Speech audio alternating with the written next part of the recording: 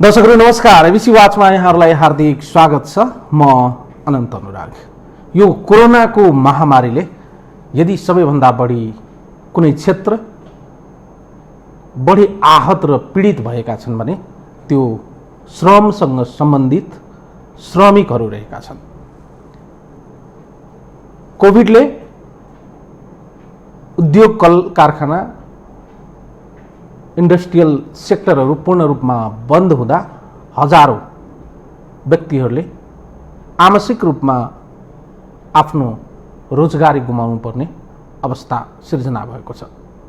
त्यसैगरी विदेशमा पनि रहेका लाखौं नेपालीहरूले यो कोभिडको चपेटामा परेको देखिन्छ। लाखौं नेपालीहरूले विदेशमा पनि रोजगार गुमाउनु पर्ने अवस्था सिर्जना भएको छ। कतिपय नेपालीहरू अब यो कोभिडको बीचमा विदेशबाट स्वदेश फर्केर स्वदेशमै केही गर्ने सपना पनि बुनेका छन्। सरकारले केही हदसम्म फर्किन चाहने नेपाली श्रमिकहरूका लागि प्रयास पनि नगरेका होइनन्। तर नेपालमा फर्काएर ल्याएका श्रमिकहरूलाई रोजगारीको व्यवस्थापनको सवालमा सरकार के गरिरहेका छन्? बजेट ल्याउने बेलामा सरकारको नीति तथा कार्यक्रममा स्वदेशभित्र 7 लाख भन्दा बढी रोजगारीहरू चाहिँ सिर्जना गर्ने उल्लेख गरेका छन्। यस अर्थमा श्रम, रोजगार र सामाजिक सुरक्षाका सवालमा आज हामी कुराकानी गर्नेछौँ। हामीसँग हुनुहुन्छ नेपाल सरकारका श्रम, रोजगार तथा सामाजिक सुरक्षा मन्त्री रामेश्वर यादवजी। कार्यक्रममा मलाई स्वागत गर्नु। नमस्कार, स्वागत छ यहाँलाई कार्यक्रममा मन्त्रीजी। धन्यवाद। सामान्य प्रश्न गर्न चाहे, सरसर्ती हेर्दा धेरै आम जनतालाई थाहा नहुन सक्छ, यो 4 महिनाको लकडाउनमा जसरी तपाईहरूले नीति तथा कार्यक्रममै प्रक्षेपण गर्नुभएको थियो, हामी देशभित्रै चाहिँ रोजगारी सिर्जना गर्छौँ र कोभिड पनि यो बीचमै चाहिँ हामीलाई चाहिँ आहत बनाइरहँदा एउटा श्रम, रोजगार तथा सामाजिक सुरक्षाको मन्त्रालय तपाईँले सम्हालिरहँदा यो बीचमा सरकारले श्रमसँग सम्बन्धित रहेर, रोजगारसँग सम्बन्धित रहेर, सामाजिक सुरक्षासँग सम्बन्धित रहेर महत्त्वपूर्ण कामहरू चाहिँ के गरेका छन्? सबभन्दा ठुलो कुरो त अहिले दुनिया नै आक्रान्त भएको बेलामा हामीले यो छलफल गरिरहेछौँ र यो कोभिड-19ले नेपाललाई मात्रै होइन सारा दुनियाँलाई नै तबाह गरिसकेको छ। अनि नेपाल त्यसबाट अछुतो रहेन।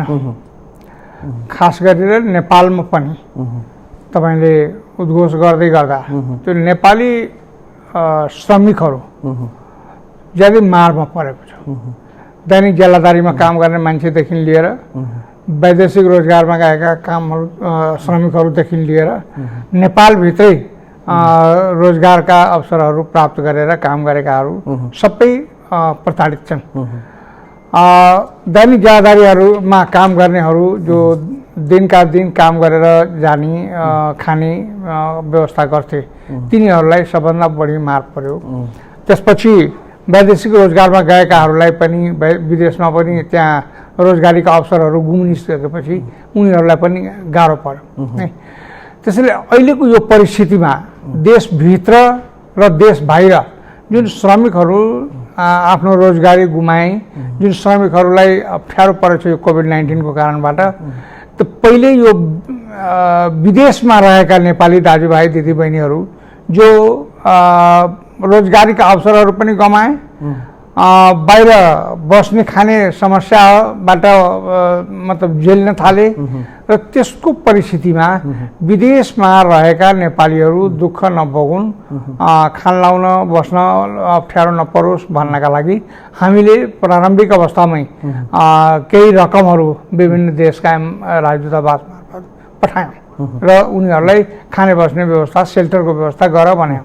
र त्यसपछि हामीहरूले नेपाली दाजुभाइ दिदीबहिनीहरू जुन श्रमिकहरू श्रम स्वीकृति लिएर गएका छन् उनीहरूलाई फिर्ता बोलाउने अभियान पनि हामी सुरु गर्यौँ र अहिले पनि त्यो क्रम जारी छ र अहिलेसम्म करिब करिब झन्डै 30,000 जति मान्छे विदेशबाट हामी नेपालमा ल्याइसक्यौँ र अझ पनि त्यत्तिकै मात्रामा बाहिर हुनुहुन्छ र उहाँहरू अझ पनि आउने लाइनमै हुनुहुन्छ र यही बिचमा हामीहरू एउटा निर्देशिका बनायौँ र निर्देशिका बनाइसकेपछि सम्मानित सर्वोच्च अदालतको आदेश बमोजिम त्यस निर्देशिका अनुसार श्रम स्वीकृति लिएर गएका र बाहिर रोजगार गुमाएका त्यहाँ मतलब अशक्त भएका बिरामी भएका गर्भवती भएका यस्ता व्यक्तिहरूलाई हामीले प्राथमिकतामा राखेर ल्याउने क्रम सुरु गरेका छौँ र त्यसमा परराष्ट्र मन्त्रालय र राजदूतावासले कोअर्डिनेसन गरिरहेछ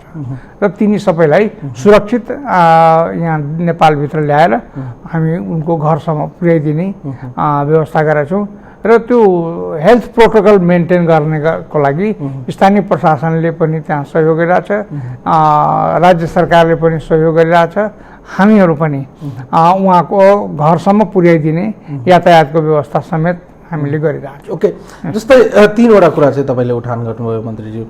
पहिलो कुरा चाहिँ दैनिक ज्यालादारीको सवालमा, अर्को चाहिँ देशभित्रै रहेका अनौपचारिक क्षेत्रमा रहेका श्रमिकहरू जो चाहिँ खास गरिकन चाहिँ विभिन्न चाहिँ कल कारखाना उद्योग कल कारखाना लगायतका क्षेत्रमा चाहिँ कार्यरत रहेका छन्।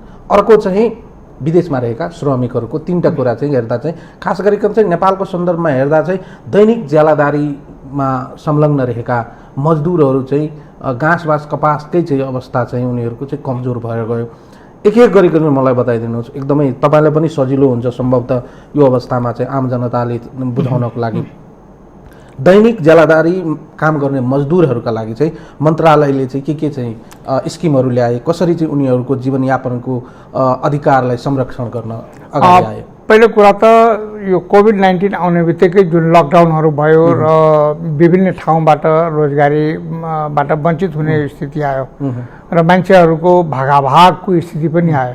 त्यतिखेर हामी नेपाल सरकार टोटलमा राहतको प्याकेजहरू हामी गाउँ वडामा पुर्यायौँ है र नेपाल सरकारले स्थानीय सरकारसँग कोअर्डिनेसनमा बसेर हामी वडासम्म पनि राहतका सामग्रीहरू चावल दाल तरकारीदेखि लिएर अन्य सामग्रीहरू उनको सहयोगको लागि, उसको भान्सा नटुटोस्, उसको घरमा चुलो बन्द नहोस्, उसका बालबच्चाहरू भोकै सुत्नु नपरोस्, यस्ता किसिमको राहतका प्याकेजहरू हामी इमिडिएटली पठाउने काम गऱ्यौँ है।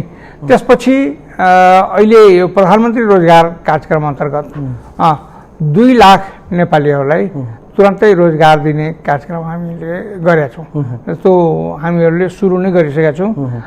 यसको स्थानीय पालिकाहरूमा हामीले त्यसका बजेटहरू पठाइसकेका छौँ र ती 2 लाख नेपाली नागरिकहरू जुन बेरोजगार छन् तिनीहरूलाई 100 दिनको न्यूनतम रोजगारीका व्यवस्थाहरू हामी गरिरहेछौँ। त्यसपछि हामी यो 62,000 नेपाली श्रमिकहरूलाई हामी ट्रेनिङका प्रोग्रामहरू राखेका छौँ है। त्यो ट्रेनिङका प्रोग्रामहरू गरेर अबको नेपालीहरू सिप नसिकिकन भएन, हरेक नेपाली हरेक श्रमिकहरू सिप सिकेकै हुनुपर्छ भन्ने एउटा दृढताका साथ नेपाल सरकारले यो वर्ष, यो आर्थिक वर्षमा 62,000 युवकहरूलाई सिप मूलक तालिम दिने र दक्ष बनाउने योजना बनाएको छ। दक्षता हासिल गरिसकेपछि ऊ नेपालभित्र पनि रोजगार गर्न सक्छ, औपचारिक अनौपचारिक क्षेत्रमा पनि काम गर्न सक्छ। उसलाई नेपालमा काम गर्न मन लागेन भने बाहिर गएर पनि काम गर्न सक्छ। तर त्यस्तो अवस्थामा दक्षता उसलाई जरुरी छ है, स्किल्ड म्यान पावरको आवश्यकता जहाँ पनि छ। त्यसैले हामी 62,000 व्यक्तिलाई त्यस उसमा ट्रेनिङको दायरामा राखेर हामी ट्रेनिङको सिस्टममा जान्ने छौँ। त्यो ट्रेनिङलाई पनि हामी बाँडेका छौँ विभिन्न उसमा 62,000लाई हामी 30,000 जति प्रदेश र स्थानीयलाई दिएका छौँ है। बाँकी 32,000मा हामी भैँसेपाटी हाम्रा जुन तालिम केन्द्रहरू छ बुटबलमा, इटारीमा, त्यो सबै ठाउँमा जुन हाम्रो तालिम केन्द्रहरू छ ती तालिम केन्द्रहरूमा हामी झन्डै 32,000लाई तालिम दिन्छौँ र त्यो तालिम प्राप्त गरिसकेका व्यक्तिहरू र तालिम प्राप्त नगरेका व्यक्तिहरू यो देशभित्र जति पनि श्रमिकहरू छन्, चाहे फर्मल सेक्टरमा होस् इन्फर्मल सेक्टरमा होस्, उनीहरू सबैलाई सूचीकृत पनि गर्न खोजिरहेको छौँ हामी। अहिले यो सूचीकृत नभएको अवस्थामा हामीसँग कति श्रमिक छ त्यसको डाटा नै हामीसँग छैन है। त्यसैले श्रम मन्त्रालयले अब श्रमिक सूचना ब्याङ्क स्थापना गर्दैछ र त्यो श्रमिक सूचना ब्याङ्क स्थापना गरिसकेपछि हाम्रो देशमा जति पनि श्रमिकहरू छन् देशभित्र र देश बाहिर ती सबैलाई एउटै डाटाबेसमा इन्ट्री गर्ने र त्यो इन्ट्री भइसकेपछि उनीहरूलाई एउटा कार्ड वितरण गर्ने, मजदुरको एउटा कार्ड पनि उनीहरूलाई दिने र उनीहरूको के स्किल छ, उनीहरूको सिप के सिकेको छ तिनीहरू सबै त्यो डाटामा इन्ट्री भएको त्यहाँ हुन्छ। त्यो श्रमिक सूचना ब्याङ्क हुन्छ र श्रमिक सूचना ब्याङ्कको एउटा प्लस पोइन्ट जुन मैले नयाँ सुरु गर्न खोजेको छु त्यसमा यो देशमा यो खेतिहर मजदुर जो जन्मेदेखि नमरुन्जेलसम्म मजदुरीको काम गर्छ तर उसलाई मजदुरको रूपमा रिकग्निसन भएको छैन अहिलेसम्म। कुनै रेकर्डमा ऊ मजदुर छैन, उसको कुनै सुविधा छैन, इन्सुरेन्स छैन, पेन्सन छैन, सोसल सेक्युरिटीसँग जोडिएको छैन। यस्तो अवस्थामा यो इन्फर्मल सेक्टरमा कृषि मजदुरको रूपमा काम गर्ने सबै मजदुरहरूलाई वा किसानहरूलाई हामी यो श्रमिक सूचना ब्याङ्कमा इन्ट्री गराउने र त्यो गरिसकेपछि योगदानमा आधारित सोसल सेक्युरिटीसँग पनि जोड्ने है। र त्यसरी भइसकेपछि मजदुरको श्रेणीमा आइसकेपछि, मजदुरको डाटाबेसमा आइसकेपछि उनीहरूलाई आफ्नै वृत्ति विकास गर्न खोज्यो, आफैले सिप सिकेको लाई केही काम गरेर खान खोज्यो भने तिनीहरूलाई नेपाल सरकारको विभिन्न किसिमको ब्याङ्कहरूबाट, वाणिज्य ब्याङ्कहरूबाट उनीहरूलाई सफ्ट लोनको व्यवस्था गराउने र तिनीहरूलाई जीवन वृत्ति गराउनलाई स्वरोजगारतिर प्रेरित गर्ने यो सोचका साथ मन्त्रालय अहिले अगाडि बढेको छ। ओके, जस्तै मन्त्रीजी तपाईँ यो कुरा बताइरहँदा नेपालभित्र अनौपचारिक क्षेत्रमा रहेका नेपालका कल कारखाना उद्योगमा चाहिँ कार्यरत रहेका नेपालीहरू कतै कामबाट निकालिएका छन्, कतै चाहिँ काम गरेको चाहिँ पारिश्रमिक पनि पाएका छैनन्। सरकारले त्यस्ता चाहिँ श्रमिकहरूको लागि चाहिँ के गरिरहेका छन्? श्रम मन्त्रालय चाहिँ त्यसको लागि चाहिँ केही विशेष पहल गरेका छन्? हामीहरू यो श्रमिकहरू जो रोजगार पाएका छन् तर उसको तलब पाएको छैन वा उसले पाउने सुविधा पाएको छैन वा उसको जुन पाइआएको तलब मतलब छट्नी गरिरहेछ, त्यसलाई घटाइरहेछ, यस्तो कुरामा हामीहरूले उनको सुरक्षण गर्छौँ। हामीहरू श्रम ऐनले जुन ड्राइभ गरेछ त्यो आधारमा हामी उनीहरूको लागि निर्णय गर्छौँ। तर यो कोभिड-19 आइसकेपछि रोजगारदाताहरूलाई पनि समस्या परेको छ। रोजगारदाताहरूलाई समस्या पर्दाखेरि नेपाल सरकार र ट्रेड युनियनहरूको बिचमा एउटा सम्झौता भएको छ र त्यो सम्झौताको आधारमा जुन सहमति भएको छ विगत चैत महिनाको पुरै तलब दिने र त्यसपछि आधा तलब दिने, त काम नहुँदाको अवस्थामा पनि आधा तलब दिने जुन नेपाल सरकारको निर्णय भएको छ त्यसलाई कार्यान्वयन गराउने हाम्रो दायित्व पनि पर्छ। त्यसैले जुन रोजगारदाताको फ्याक्ट्री बन्द छ, काम गराउन सकिरहेको छैन या होटल व्यवसाय बन्द छ ठ्याम्मै, त तिनीहरू बसेर पनि आधा तलब दिनुपर्ने जुन एउटा सहमति भएको छ र नेपाल सरकारले निर्णय गरेर राजपत्रमा प्रकाशित गरेको छ त्यसलाई फलो गर्न सबैको जिम्मेवारी र दायित्वको विषय पर्छ र त्यसलाई ट्रेड युनियनले पनि रिकगनाइज गरेको छ। एउटा सहमतिको वातावरण बनेको छ, श्रमिक, रोजगारदाता र नेपाल सरकारको बिचमा यो ट्रायङ्गल सहमति भएर त्यो कार्यान्वयन भइरहेछ। मलाई लाग्छ यो कुनै पनि यो कोभिड-19 को कारणबाट जुन रोजगारबाट वञ्चित भएकाहरू छन् उनीहरूलाई खान लाउनको लागि न्यूनतम ज्याला जुन सरकारले सहमति गरेको छ त्यो आधारमा आधा उसले खाइपाइरहेको आधा तल उसले पाइरहेको छ। ओके, सामाजिक सञ्जालमा नरेन्द्र कुमारजी एउटा प्रश्न गर्नुभएको रहेछ, म उहाँको पनि प्रश्न लिन चाहे।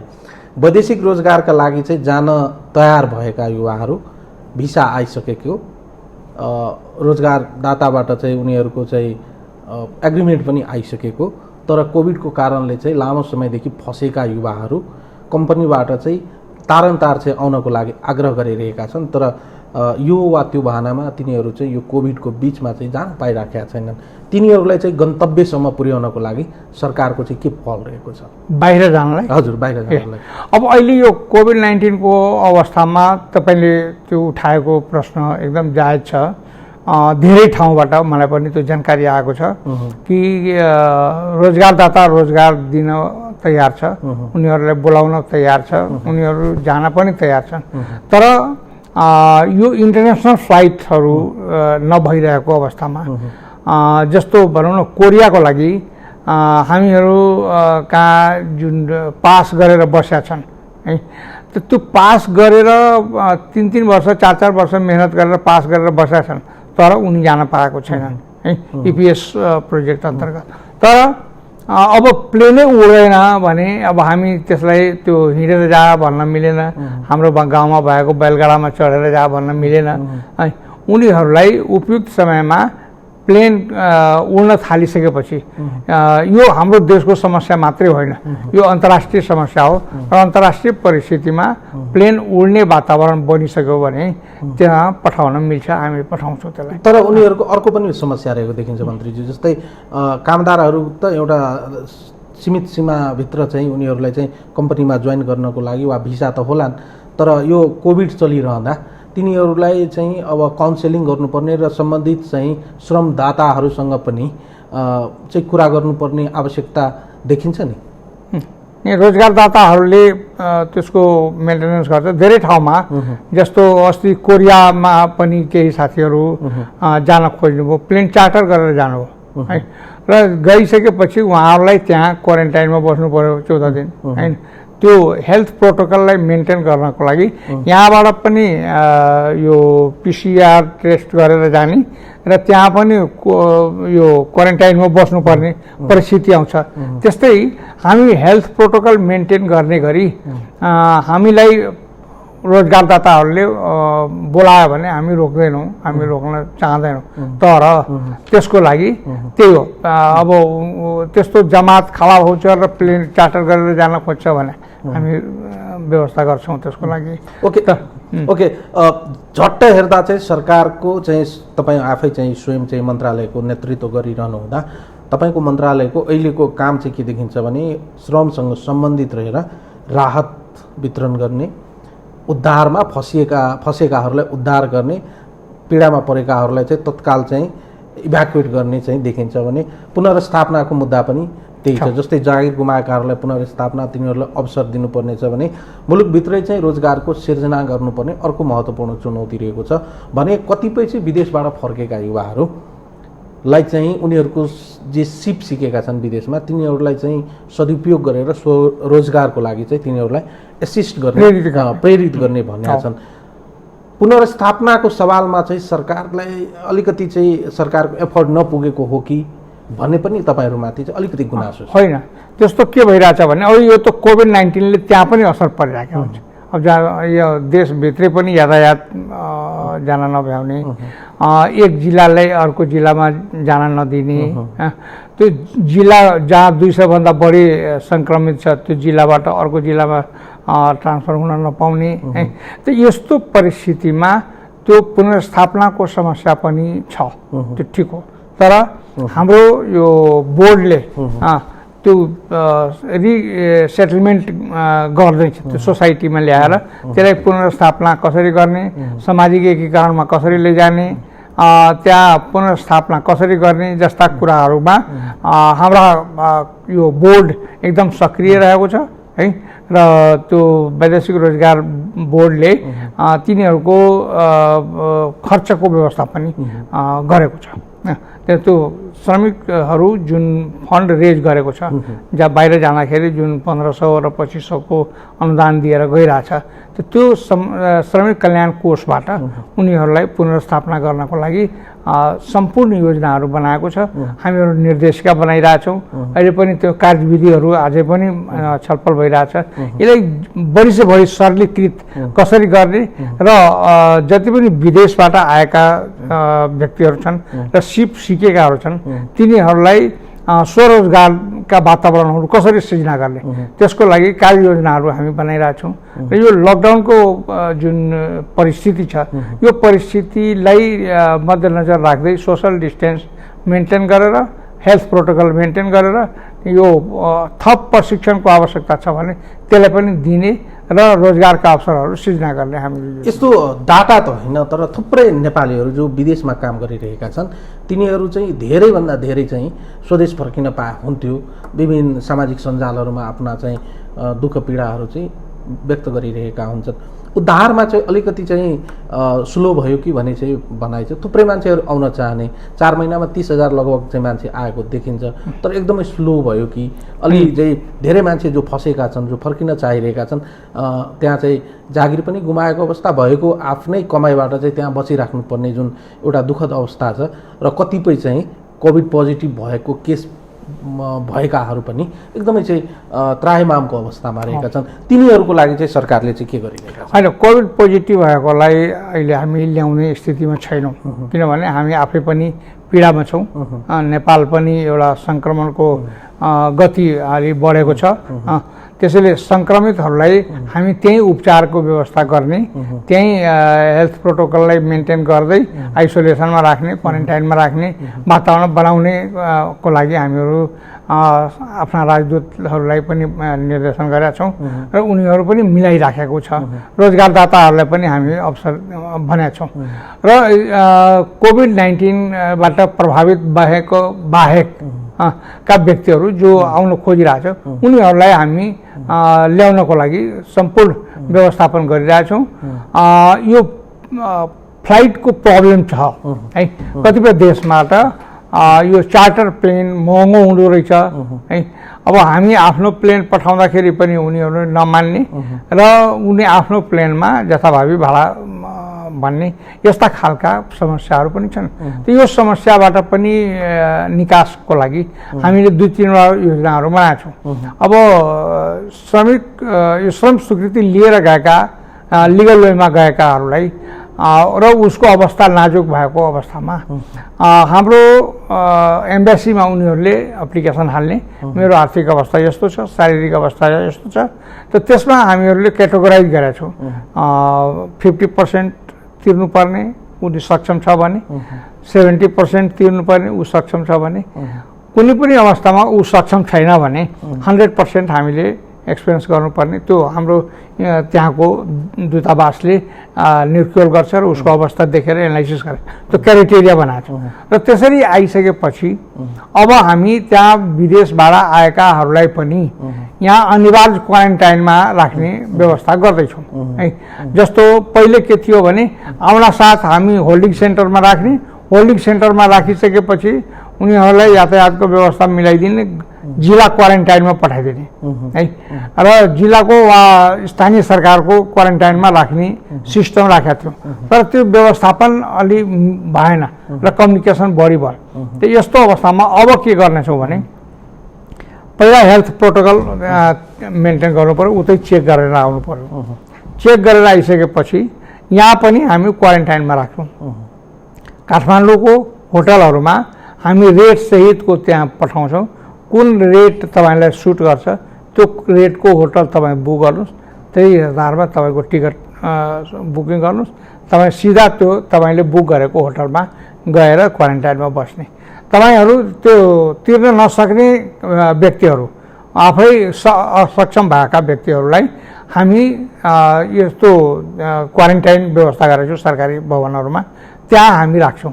तर अब अनिवार्य रूपमा 14 दिन काठमाडौँको क्वारेन्टाइनमा राखेर मात्रै पठाउने भनेर हामीले एउटा सिसिएमसीबाट एउटा नीति पास गर्यौँ र त्यो फलो गर्दै अब हामी यहाँको विदेशको सङ्क्रमण गाउँमा नपठाउने, हामी त्यसलाई पुरा ठिक गरिसकेपछि क्वारेन्टाइनमा बसिसकेपछि एउटा अवस्थामा आइसकेपछि मात्रै गाउँमा पठाउने, सुरक्षित छ साथ त्यो चाहिँ हामीले कार्ययोजना बनाउँदैछौँ। दुईटा कुरा चाहिँ यसमै फेरि सोधिहालेँ। आम गुनासो रह्यो जब चाहिँ हामी चाहिँ उद्धार गर्नलाई नेपालबाटै हामी प्लेन पठाउँछौँ, हाम्रो आफ्नै चार्टर प्लेन पठाउँछौँ, त्यहाँ पनि चाहिँ टिकट धेरै महँगो भन्ने एउटा गुनासो रह्यो। त्यसलाई पनि सचो गर्न सकिन्छ कि भने यसको बारेमा पनि अलिकति प्रश्न दिन आग्रह गर्यो। अर्को चाहिँ फर्केर आएका कामदारहरू आफ्नै मुलुकमा आइसकेपछि पनि महँगो चाहिँ काठमाडौँको होटलहरूमा बस्नु परेको गुनासो चाहिँ एकदमै बढी आयो। यसलाई चाहिँ न्यूनीकरण गर्न सकिन्छ या सरकारले यसलाई चाहिँ अझै चाहिँ न्यूनतम मूल्य चाहिँ तोक्न सकिन्छ कि सकिन्छ? अरू यसमा चाहिँ अर्को महत्त्वपूर्ण कुरा के रह्यो भने विदेशमा फँसेका खास गरी मिडल इस्टका चाहिँ देशहरूमा फँसेका नेपालीहरू जो कामदार वर्गका छन्, श्रमिकहरू जुन छन्, जसमा चाहिँ थोरै कम पढे लेखेका छन्, ती व्यक्तिहरूलाई चाहिँ एम्बेसीसँग डिल गर्न नै गाह्रो भयो। एम्बेसीले चाहिँ आवश्यकता परेको बेला चाहिँ रेस्पोन्स नै नगरेको कतिपय घटनाहरू पनि बाहिर आएका छन्। यस्तो क्राइसिसको बेला पनि ती कामदारहरूलाई चाहिँ सम्मानपूर्वक रेस्पोन्स गरेर चाहिँ काउन्सेलिङ गर्नलाई पनि हाम्रो चाहिँ विदेश स्थित रहेका कूटनीतिक निकायहरू चाहिँ किन चाहिँ यस्तो चाहिँ अर्घेल्याइ गरेको? यसको लागि हामीहरूको आफ्नै मन्त्रालयको श्रम सहचरीहरू पनि हामीले राखेका छौँ र परराष्ट्र मन्त्रालयको जुन प्रतिनिधिहरू हुनुहुन्छ, एम्बेसडर लगायत सबै, तिनीहरूलाई पनि बारम्बार निर्देशन गएको छ। परराष्ट्र मन्त्रीबाट पनि गएको छ, प्रधानमन्त्रीकोबाट पनि गएको छ, स्वयं मैले पनि भनिरहेको छु। र उनीहरूलाई त्यो हरेक हालतमा एउटा फोन कमसेकम 24 घन्टा खुलै हुनुपर्छ जहाँ श्रमिकहरूले आफ्नो कुरा रेकर्ड गर्न सकोस् है। र त्यसलाई एम्बेसडरले तदारुकताका साथ हेर्ने भनेर भनिरहेछौँ है। तैपनि तपाईँले भने जस्तै जुन कम्प्लेनहरू आएको छ त्यसमा धेरै यथार्थता छ, त्यो कम्युनिकेसन ग्याप भएको छ। अब त्यो भिड हुन्छ, एउटै देशमा हजारौँ मान्छेहरू हुन्छ, त्यो हजारौँ मान्छेको फोन इन्टरटेन गर्न कतिपय रसमा नसकेको पनि हुनसक्छ। त्यो कम्प्लेन एकदम नाजायज म भन्दिनँ, त्यो होला है। तर जानी त्यस्तो एभोइड गरेको परिस्थिति नहोस् भन्नका लागि हामी चनाखो हुन्छौँ। हामी पनि कम्युनिकेसनमा हुन्छौँ र हामीहरूको कल सेन्टर पनि राखेका छौँ। हाम्रो 24 घन्टा कल सेन्टर खुला छ। हामी आफ्नो कल सेन्टरमा 1141 नम्बरको कल सेन्टरमा यो 24 घन्टा त खुला छ, त्यहाँ रेकर्ड गर्ने सिस्टम छ। जसको जे समस्या छ त्यो रेकर्ड हुन्छ। त्यो रेकर्ड भएको त्यो मेसेजहरू मेरो फोनमा पनि आउँछ, म पनि हेरिराखेका हुन्छु है। त्यसैले हामी यहाँबाट पनि मोनिटरिङ गर्ने प्रयास गर्छौँ त्यसको है। र मन्त्रालयले पनि त्यसको कोअर्डिनेसन गर्छ। हाम्रो डिजीले, हाम्रो इडीले सबैले त्यसलाई कोअर्डिनेसन गरिराखेका हुन्छ। त्यसैले प्रयास चाहिँ सकभर छ कि कुनै पनि श्रमिकहरूलाई कुनै पनि किसिमले अप्ठ्यारो नपरोस्। तैपनि त्यसको समस्याहरू आइपरेको छ। अर्को कुरा तपाईँको जिज्ञासा त्यो प्लेन भाडाको हो। त्यो प्लेनमा चढ्दाखेरि पनि अब वान वे ट्राफिक हुन्छ है। वान वे ट्राफिक, यताबाट खाली प्लेन जान्छ, उताबाट सोसल डिस्टेन्स मेन्टेन गरेर बिचमा सिटहरू खाली राखेर आउनुपर्छ। यस्तो अवस्थामा स्वाभाविक रूपमा प्लेनमा जुन लागत छ त्यो लागत बढ्न जान्छ, खर्च बढ्न जान्छ र त्यस्तो अवस्थामा अलिकति कोस्ट बढी हुने स्वाभाविकै हो है।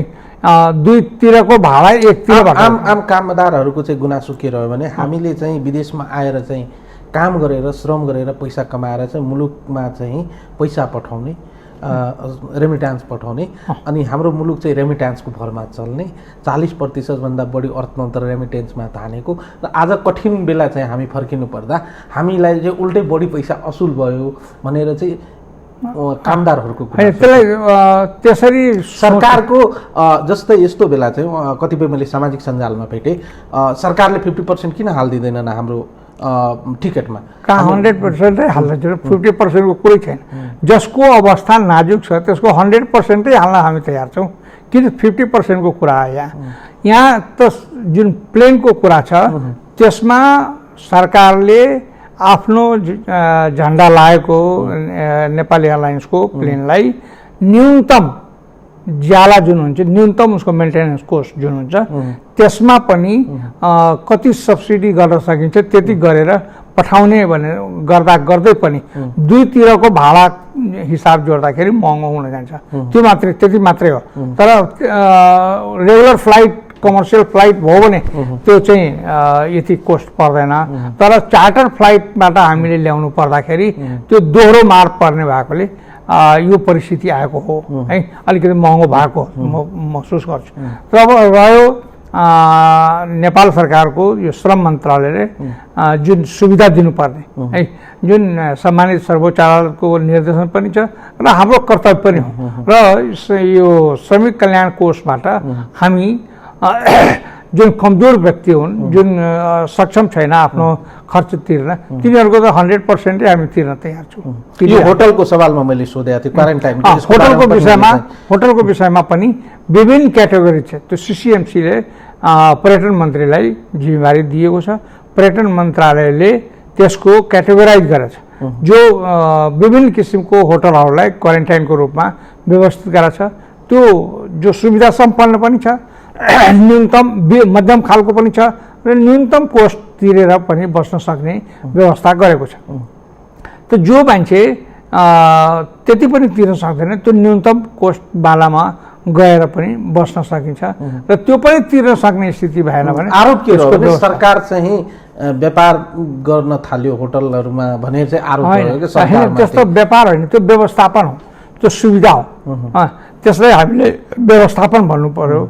अब व्यवस्थापन गर्दाखेरि जो व्यक्तिहरू सक्षम छ तिनीहरू हामी तिर्न तयार छौँ, त्यही पनि सुविधा सम्पन्न भएर त्यो पनि भन्छन्।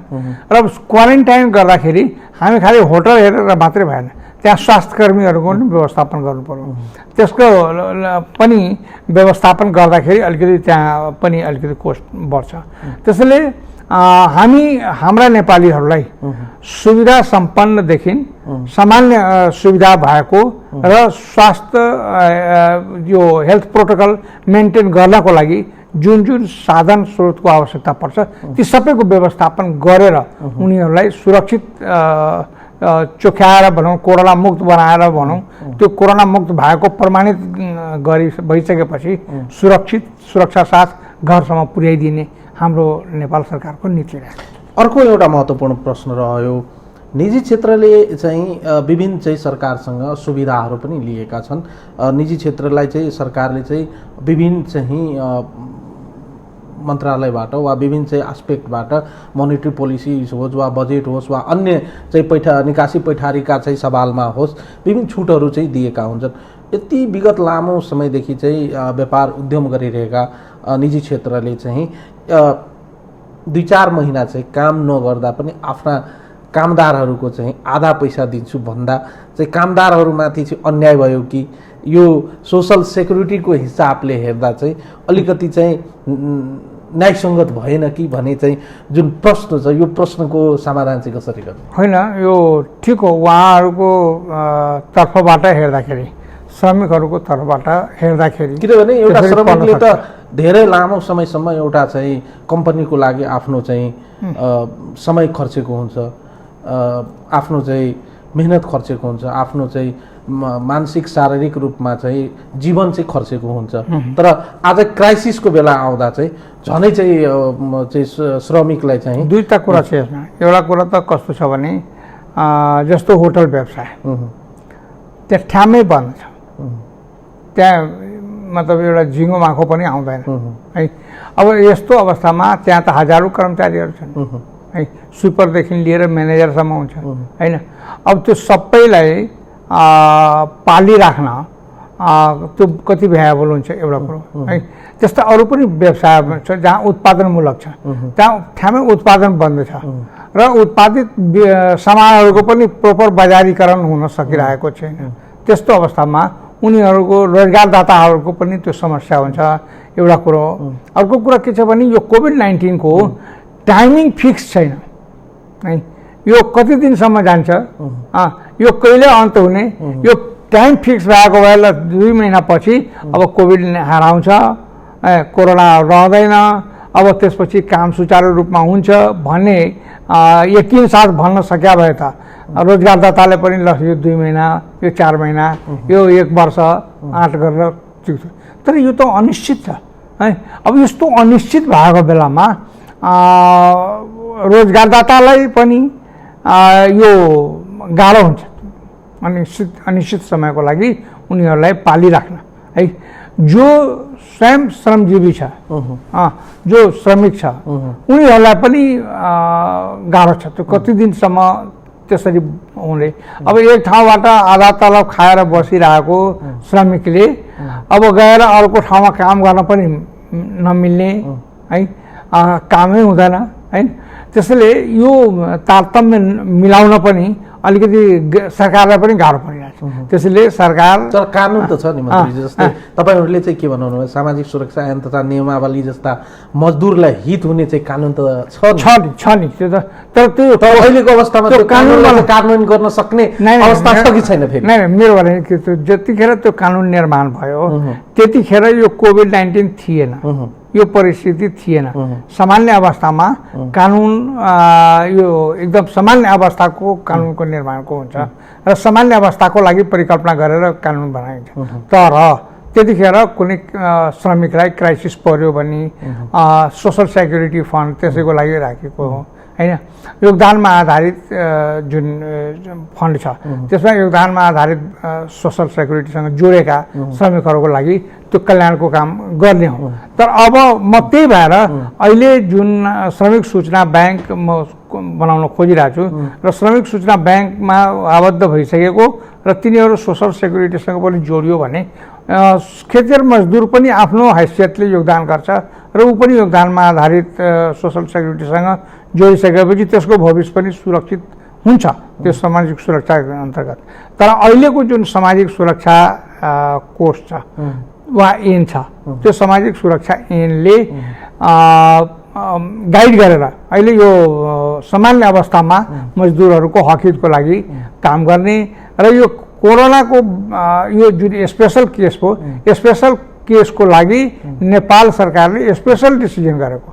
रोजगारदाता, नेपाल सरकार र श्रमिकको प्रतिनिधिको बिचमा सहमति भएर त्यो आधा तलब दिने जुन सहमति भएको छ त्यो एउटा एग्रिमेन्ट हो, जेन्टलम्यान एग्रिमेन्ट हो।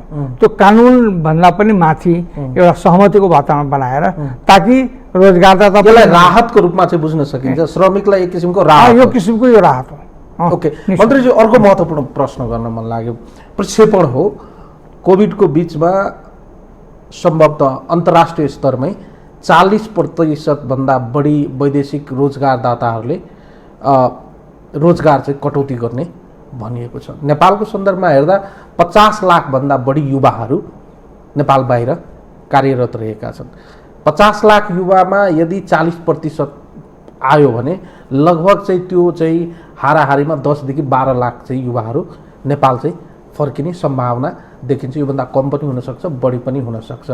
यस अर्थमा नेपाल सरकारको चाहिँ तयारी हेर्दा बजेटले, नीति तथा कार्यक्रमले चाहिँ 7 लाख चाहिँ जब अपर्च्युनिटी क्रिएट गर्ने चाहिँ भनिएको छ। यसमा चाहिँ अब मन्त्रालय अन्तर्गत तपाईँ आफैले चाहिँ 2 लाखभन्दा बढी चाहिँ हामीले चाहिँ व्यवस्थापन गरेका छौँ भनिराख्नु भएको छ। अन्यहरू चाहिँ केही कतिपयलाई चाहिँ स्वरोजगारका चाहिँ कार्यक्रमहरूमा लगाउनु पर्ने होला। तर जुन चाहिँ 40% चाहिँ मान्छे 10-12 लाख मान्छे आउँछन् त्यसमा सबै चाहिँ त्यो स्वरोजगार गर्नु लायकको छँदै छैन होला। तिनीहरू चाहिँ कतिपय चाहिँ रोजगारमा पुनः चाहिँ स्थापित गर्नुपर्ने होला, तिनीहरूलाई चाहिँ अन्य कुनै क्षेत्रमा लगाउनु पर्ने होला।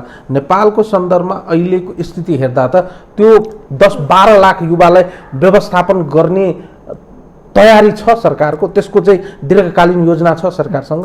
छ। एउटा कुरो के बुझ्नुहोस् भने अहिलेको परिस्थितिमा है हामीसँग यो कृषि वैज्ञानिकीकरणतिर उन्मुख छौँ हामी है।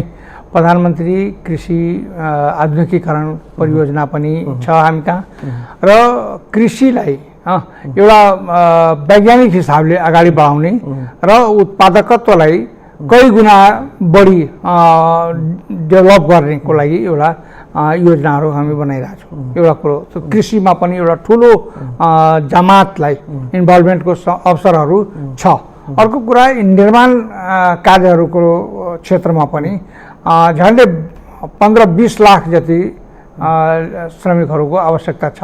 अहिले हामी कहाँ स्किल म्यान पावरको अभावमा झन्डै 5 लाख जति बाहिरको मान्छेहरूलाई हामी रोजगार दिएको देखिरहेको छौँ है, मोर देन 5 लाख है। यस्तो अवस्थामा हामी हरेक किसिमको स्किलको डेभलपमेन्ट भइसकेपछि, सिपमूलक तालिमबाट प्रशिक्षित भइसकेपछि त्यो 5 लाख पनि हामीले जोड्यौँ भने निर्माण क्षेत्रमा मात्रै झन्डै 22 लाख जति रोजगारका अवसरहरू छन् है। अब यो कोभिड-19 अलिकति शिथिल भयो भने यो टुरिज्म सेक्टरमा पनि त्यतिकै सम्भावनाहरू छ। त्यसैले अबको परिस्थिति कस्तो छ भने हामी बाध्यतावश बाहिर जानुपर्ने परिस्थिति नआओस् है। अब कसैलाई शौक छ म बाहिर गएर काम गरौँ, कसैको इन्ट्रेस्ट छ म बाहिर काम गरौँ, त त्यसको लागि जान्छ, त्यो अर्कै कुरा हो। तर मजबुरी बस बाहिर गएर काम गर्नुपर्ने परिस्थिति अब रहन्न है। नेपाल सरकारले हर तरहले त्यो निर्माण क्षेत्रमा होस्, अनौपचारिक क्षेत्रमा होस्, औपचारिक क्षेत्रमा होस्, विभिन्न किसिमका सरकारी निकायहरूमा पनि हामीहरूले त्यो रोजगारका अवसरहरू सृजना गर्नलाई वातावरण बनाइरहेका छौँ। जस्तो उद्योग वाणिज्यमा त्यस्तै छ, टुरिज्ममा त्यस्तै छ, यो कृषिमा त्यस्तै छ। यी सबै सेक्टरमा हामीहरू नयाँ नयाँ रोजगारका अवसरहरू सृजना गर्ने सरकारी नीति रहेको छ र त्यस्तै इन्फर्मल सेक्टरहरूमा पनि विभिन्न किसिमका छ। अब इँटा उद्योगको कुरा गर्ने हो भने इँटा उद्योगको 95% भन्दा बढी श्रमिकहरू हामी बाहिरबाट ल्याउनु पर्ने हुन्छ है। हाइड्रो पावरमा जाने हो भने धेरै जसो म्यान पावरहरू हामी बाहिरबाट ल्याउनु परिरहेको छ है। त्यस्तै खालको हाई इक्विप भनौँ न, अब रेलवेको कुरा गरौँ अहिले। अब रेलवे अहिले नयाँ विकास भइरहेछ हामी कहाँ, रेलको ड्राइभर हामीसँग छैन है। रेलको ड्राइभर पनि हामीले बाहिरबाट ल्याउनु पर्ने हुन्छ। होला अलिक दिनपछि प्रशिक्षित होला, अलिक दिनपछि त्यसको त्यो झन्डी हलाउनेदेखि लिएर त्यो सबै हामी बाहिरबाट ल्याउनु पर्ने हुन्छ। यो हाम्रो लागि नयाँ च्याप्टर हो। त्यस्तै हामी नयाँ नयाँ अवसरहरू हामी बनाउँदैछौँ। पानी जहाजको कुरा आउँछ, पानी जहाजमा पनि हामी कहाँ त्यो अनुभवीहरू त छैन, त्यो पनि हामीले बाहिरबाट ल्याउनु पर्ने हुन्छ। त्यस्तै यो नयाँ नयाँ अवसरहरू हामीले सृजना गरिरहेछौँ र मलाई लाग्छ अब नेपालीहरू जो बाहिरबाट फर्केका छन् तिनीहरूलाई नेपालमा प्रशस्त अवसरका सृजनाहरू भइरहेछ र नेपालमै रोजगारका अवसरहरू प्राप्त गर्ने, स्वरोजगारतिर प्रेरित गर्ने र सिपमूलक तालिमहरू दिएर आत्मनिर्भर हुने खालको वातावरण हामी बनाइरहेको छौँ। यसमा चाहिँ अर्को पनि तर्क जोडिएको छ। जस्तै नेपालीहरू वैदेशिक रोजगारमा रहेका नेपालीहरू त्यहाँ चाहिँ विदेशबाट नेपाल फर्केपछि चाहिँ यसको सिधा प्रभाव चाहिँ नेपालको अर्थतन्त्रमा पर्ने देखिन्छ, किनभने रेमिट्यान्स चाहिँ घट्ने चाहिँ एकदमै प्रक्षेपण भइरहेको छ। अब अर्थतन्त्रमा नै हामीले सङ्कुचित भयो भने यसको त फेरि चाहिँ चौतर्फी चाहिँ प्रभाव पर्छ। म यो विषयमा मेरो धारणा के छ भने यद्यपि म पनि यो कुराको पक्षधर हो कि नेपालीहरू नेपालमै रोजगार गर्ने प्राथमिकतामा बस्नुपर्छ। तर वैदेशिक रोजगारमा पल्केकाहरू, वैदेशिक रोजगारमा आकर्षित व्यक्तित्वहरूलाई हामी यो खाडी मुल्कमै पठाइरहनु पर्ने जरुरी छैन मेरो विचारमा। अब हाइपे कन्ट्रीहरू यो नेपालीहरूको थप गन्तव्य, जुन सुरक्षित गन्तव्यहरू खोज्ने, लाइक कोरियाको लागि अवसरहरू आइरहेछ, जापानको लागि नयाँ नयाँ अवसरहरू आइरहेको छ, त्यस्तै इजरायलको लागि नयाँ नयाँ अवसर आइरहेको छ। तपाईँसँग यहाँ आउँदै गर्दा इजरायलको एम्बेसडरले मलाई फोन गर्नुभयो, त्यहाँ 15-20 हजार मान्छेहरूको त्यहाँ आवश्यकता छ है, कृषिदेखि लिएर त्यो केयर गिभरदेखि लिएर भनेपछि त अवसरहरू त छ नि है। तर यो कोभिड-19 को ब्लकेड हटिसकेपछि, कोभिड-19 सामान्य अवस्थामा गएपछि हामीहरू यो युरोपतिर जहाँ हाइपेको अवसरहरू छ, म भर्खर मोरिसस गएर आएको, त्यहाँ पनि 5000 माथि युवाहरूको आवश्यकता छ। त्यो ठुल्ठुलो जहाजहरूमा यो म्यान पावरहरूको आवश्यकता छ। यो अफ्रिकी कन्ट्रीहरू, युरोपमा वा जापानमा, कोरियामा, इजरायलमा जहाँ हाई पे छ, न्यूनतम स्केल नै 2.5 लाख 3 लाख नेपाली छ, त त्यो 25-30 हजार भन्दा त 3 लाख निश्चित रूपमा सुरक्षित हो। त यो 10 जना मान्छेलाई हामी यो मतलब यो खाली मुलुकमा पठाउँदा जति रेमिटेन्स आउँछ त्यति त एउटै मान्छेलाई हामी जापानमा पठायौँ इजरायलमा पठायौँ भने त्यति रेमिटेन्स आउने अवस्था छ। त्यसैले यो सुरक्षित गन्तव्यहरू भएको र हाइपे कन्ट्रीहरूमा हामी पठायौँ भने त्यहाँबाट यो रेमिटेन्सको रिकभर त्यसरी हुन्छ र जुन बेरोजगार युवाहरू नेपालभित्रै आएको छ तिनीहरूले जुन उत्पादन बढाउँछ अनि उनीहरू उत्पादकत्व जुन बढाउँछ र नेपालको जुन समृद्धितिरको यो लम्किरहेछ बाटो त्यसले पनि त्यो रेमिटेन्स जुन घटेको हुन्छ त्यसको क्षतिपूर्ति गर्छ। त्यसैले नेपालको अर्थतन्त्रमा बढोत्तरी हुन्छ घटोत्तरी हुँदैन भन्ने मेरो आकलन हो। यद्यपि म इकोनोमिक्सको विद्यार्थी होइन है, तर मेरो आकलन के छ भने नेपालीहरू जुन बाहिर गएर श्रम गर्छ र आफ्नो पसिना बाहिर गराउँछ त्यो आफ्नै माटो खन्यो भने त्यसभन्दा बढी उत्पादकत्व बढ्छ र नेपालको अर्थतन्त्र उभो लाग्छ भन्ने मलाई लाग्छ। ओके, 2-3वटा प्रश्न छ एकदमै मैले चाहिँ यो प्रश्नहरूको उत्तर लिनु पर्ला जस्तो लाग्यो। अब स्वरोजगार कार्यक्रमको चाहिँ परिकल्पना गरिएको छ, कतिपय स्किमहरू पनि चाहिँ युथहरूको लागि चाहिँ सरकारले चाहिँ ल्याएका छन्। सहज रूपमा चाहिँ ब्याङ्कबाट लोनदेखि लिएर चाहिँ अनुदानका चाहिँ कन्सेप्टहरू चाहिँ अगाडि ल्याएका छन्। तर यसमा एउटा चाहिँ आरोप र एउटा चाहिँ गुनासो रहिआयो, दलका नजिक नेताका नजिक पहुँच नभएका युवाहरू जो चाहिँ सामान्य परिवारबाट छन्, सामान्य चाहिँ ऊ चाहिँ रोजगार गरेर आफ्नो जीवनयापन चाहिँ गर्न चाहिँ चाहन्छन्, तिनीहरू चाहिँ त्यो चाहिँ स्वरोजगार कार्यक्रमको त्यो स्किमको त्यो अफरको त्यो अनुदानको त्यो ब्याङ्कको चाहिँ एप्रोचमा चाहिँ पुग्नै सकेका छैनन् र त्यस्तालाई चाहिँ ब्याङ्कले पनि नपत्याइदिने अनि त्यो अनुदानमा पनि त्यसलाई चाहिँ सहभागिता गराउन नसक्ने भनेपछि त यो स्वरोजगार कार्यक्रम पनि देखाउने दाँत मात्रै भयो, हुने खानेहरूको लागि मात्रै भयो, एप्रोच हुनेको लागि मात्रै भयो भने चाहिँ आरोप चाहिँ सरकारलाई छ। अनन्तजी, तपाईँको यो कुरासँग म बिल्कुल सहमत छु है। यो विषय कानुनभन्दा पनि सामाजिक सचेतनाको विषय हो है। कानुनले यसरी भेदभाव गर भनेको छैन। कानुनले यो ठुलाबडा मान्छे ठुला फर्महरूलाई अनुदान देऊ भनेको छैन।